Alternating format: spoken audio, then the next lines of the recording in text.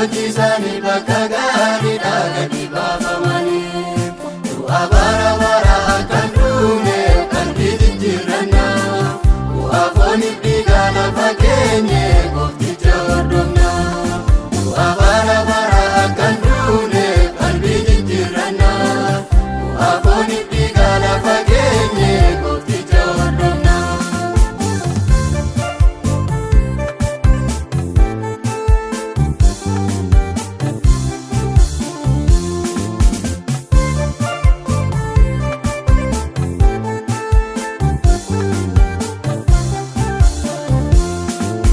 Waaqayyo jechuun keenya jireenya nu galchu gaarii of deebifnee haa qabaannu qalbii jijjiirrachu jaalala Waaqayyo isa waaqarraa warri raawwatanii guyyaa gooftaan dhufu hin eebbifamu hin balleeffamanii jaalala Waaqayyo isa waaqarraa warri raawwatanii guyyaa gooftaan dhufu hin eebbifamu hin balleeffamanii.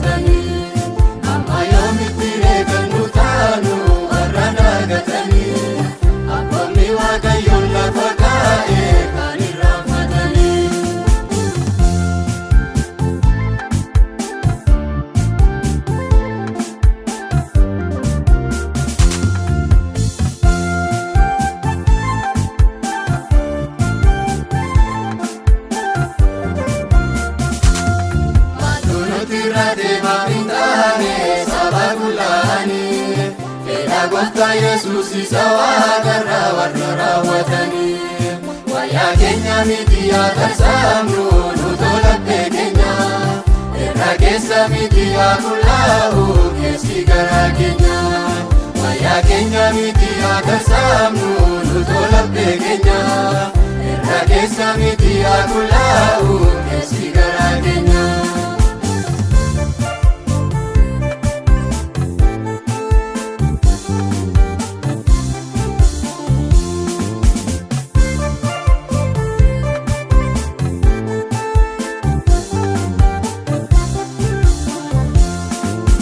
Waaqayyo dhiyaateera qalbii jijjiirannaa karaa bal'aa dhiphaa irra deemnu adda adda baafannaa afaan keenya du'a Waaqayyoodhaaf faarfannee lallabnee maal waa'ee baasaree karaa deemnu yoo adda baafannee afaan keenya du'a Waaqayyoodhaaf faarfannee lallabnee maal waa'ee baasaree karaa deemnu yoo adda baafannee.